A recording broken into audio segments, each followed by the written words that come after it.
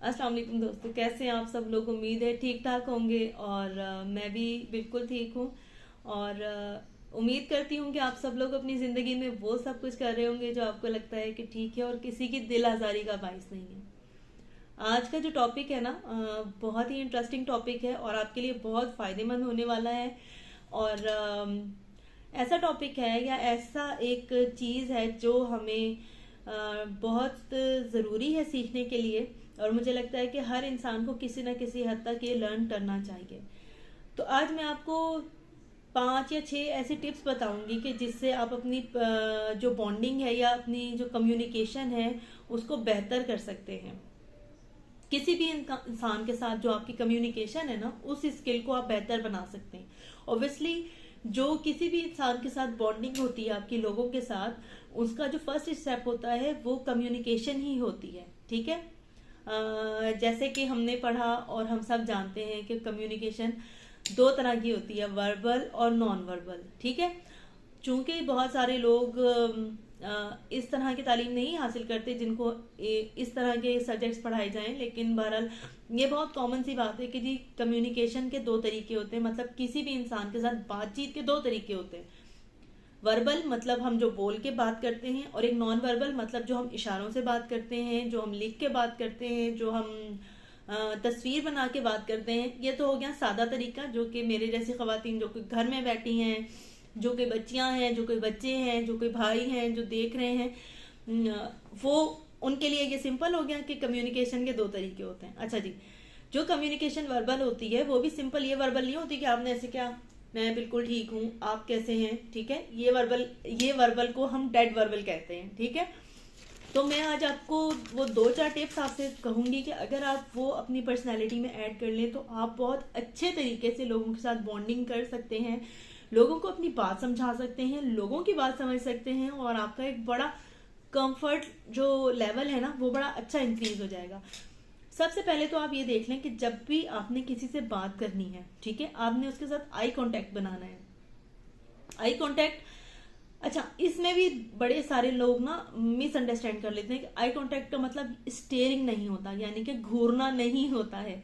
अगर हम ये कह रहे हैं कि आई कांटेक्ट का मतलब है कि हम अपनी आंखें थोड़ी सी नशीली करके और सामने वाले को घूरी जा रहे हैं, तो ये बहुत ऑकवर्ड होता है। ठीक है। आई कांटेक्ट का मतलब ये होता है कि जब सामने वाला इंसान आपसे बात कर रहा है तो आप उसको एक लाइटर वे में आप उसको देख रहे हैं, सुन रहे हैं, और बात करने के दौरान थोड़ा बात करते हुए साइड पे देख लें, थोड़ा इधर देख लें।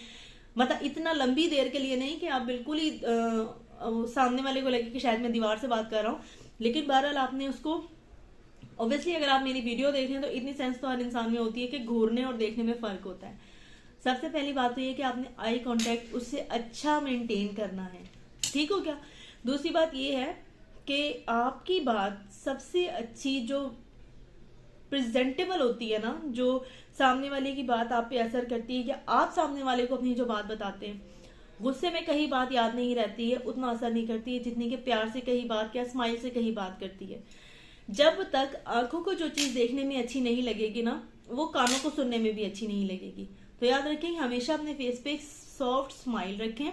बहुत ज्यादा स्माइल नहीं करनी है, मतलब हंसना नहीं है कि सामने वाला परेशान हो जाए कि भाई मैं तो इसको एक संजीदा बात बता रहा हूँ, या हम एक बहस वाले मौजू पे बात कर रहे हैं और सामने वाला तो जी हंस रहा है, खिलखिला रहा है। ऐसा नहीं है। हमें इन चीज़ों के दरमियान फ़र्क करना पड़ेगा और करने की सेंस होनी चाहिए कि किस बात पे हमने हंसना है, किस बात पे मुस्कुराना है और किस बात पे संजीदा होना है। लेकिन अगर हम नॉर्मल चिट चैट कर रहे हैं तो हमारी फेस पे एक लाइट सी स्माइल जो है वो बड़ा अच्छा हमें तासुर देती है, बड़ा अच्छा हमें प्रेजेंटेबल बनाती है, और सामने वाले पे हमारी बात का ज़्यादा असर होता है। सॉरी। तीसरा जो है ना, वो आप जब तक सामने वाले की बात को प्रॉपर अटेंशन नहीं देंगे ना, तब तक सामने वाले का आपके साथ कंफर्ट लेवल नहीं बनेगा। ठीक है। अटेंशन क्या है, मैंने अक्सर बहुत बहुत ज्यादा लोगों को ऐसे देखा है कि लोग आपसे ये सवाल करते हैं, अच्छा फिर तुमने वो वाली बात नहीं बताई। जब आप पूरे अटेंटिव होके उसको वो वाली बात बताते हैं तो वो फिर ये मतलब इधर देख रहा है, उधर देख रहा है, अच्छा हाँ, तीसरी बात शुरू कर दी है, चौथी बात शुरू कर दी है, किसी और से बात करना शुरू कर दी है। तो वो बंदा जो अपनी बात आपको बता रहा है आपके पूछने पर, वो बड़ा ऑकवर्ड हो जाता है।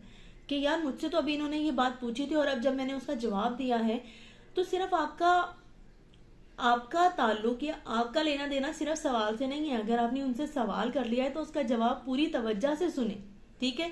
ऐसे मत करें। मैंने बड़े सारे लोगों में ये आदत देखी है कि वो आपसे सिर्फ सवाल करते हैं, मतलब या तो आप बात ना करें, और अगर आप बात कर रहे हैं तो फिर प्रॉपर अटेंशन से बात करें। ये बहुत बुरी बात तस्वुर की जाती है कि आप सवाल करें और जब जवाब सुनने की बारी आए तो आप किसी तीसरे से बात करना शुरू हो जाएं। ये मैनर्स के बहुत खिलाफ बात है और इसको बहुत बुरा कंसीडर किया जाता है। तीसरी है आपकी बॉडी लैंग्वेज। यकीन करें कि जिस तरह वर्बल कम्युनिकेशन बहुत स्ट्रांग होती है ना, इसी तरह नॉन वर्बल कम्युनिकेशन भी उतनी ही स्ट्रांग होती है।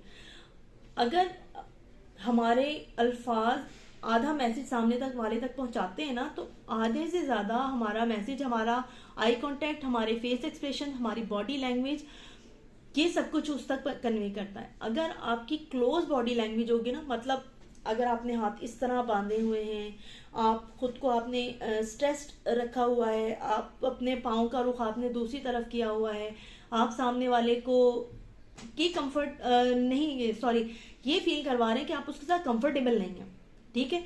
जब आप किसी के साथ 1-to-1 मीटिंग के लिए बैठ ही गए हैं तो फिर आप अपनी ओपन लैंग्वेज छोड़ें। यकीन करें बड़े सारे लोग जो इन चीज़ों को जानते हैं वो हमारी जो एक अनइंटेंशनल जो हमारी बॉडी लैंग्वेज होती है ना, उसको बड़ा ऑब्जर्व करते हैं और फिर आपके बारे में एक राय कायम हो जाती है कि नहीं, ये बंदा तो इन मैनर्स को जानता नहीं है। आपने इन बातों को बड़ा नोटिस करना है और इन बातों का बड़ा ध्यान रखना है कि आपने हमेशा सामने वाले से, और ओवरऑल भी, मैं ये नहीं कह रही कि सिर्फ कन्वर्सेशन के दौरान ही, मतलब बातचीत के दौरान ही नहीं, आपने वैसे भी अपनी जो बॉडी लैंग्वेज है ना उसको आपने ओपन रखना है, अपनी स्पाइन स्ट्रेट रखनी है, मतलब आप बिल्कुल सीधे बैठे हैं। अगर आप इस तरह बैठेंगे ना तो बड़ा अजीब लगेगा, मतलब आप एक अच्छे नहीं लगेंगे, ठीक है। अपनी पर्सनालिटी को प्रेजेंटेबल बनाने के लिए हर वक्त कोशिश करें। कोशिश आदत बनाती है और आदतें कभी खत्म नहीं होती हैं, ठीक है। अच्छी आदतें डालें, अच्छी कोशिश करें ताकि अच्छी आदतें बने और अच्छी आदतें आपको हमेशा के लिए कायम रहेंगी। अपनी स्पाइन हमेशा स्ट्रेट रखें, सामने अपना ओपन जेस्चर रखें, ठीक है। अपने हाथ आपके खुले हों, आप बात करें तो सामने वाले को लगे हाँ जी आप उससे बात करने में इंटरेस्टेड हैं, ठीक हो गया।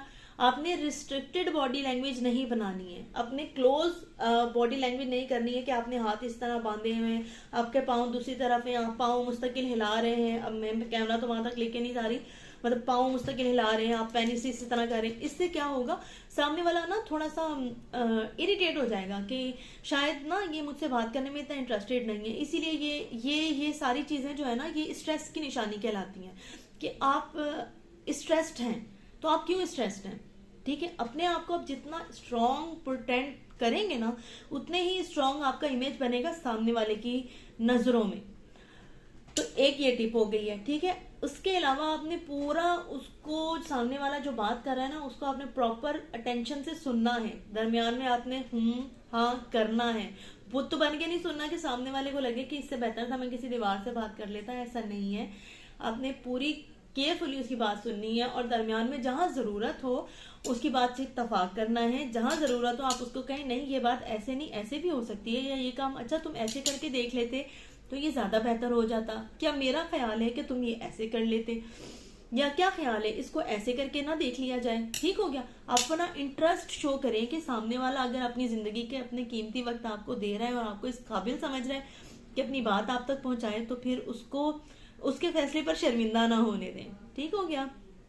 उसके अलावा वक्तन फवक्तन अगर जरूरत पड़े, अगर वो चाहे कि मुझे बताओ मैं इस सिचुएशन में घिर गया और मुझे क्या करना चाहिए, तो उसको अपना सेंसेबल अपना मशवरा दें, ठीक है। उसको लॉयल मशवरा दें कि जो मशवरा उसके लिए, मैंने बड़े सारे लोगों को देखा है कि जब लोग ऐसे रैंडमली अपनी कोई बात बताते हैं ना, तो बड़े सारे लोग जो आसपास सुन रहे होते हैं वो इतना अजीब, मतलब जो दिमाग से अलग वाली बात होती है ना, उसका मशवरा दे। तुमने ऐसे कर लेना था।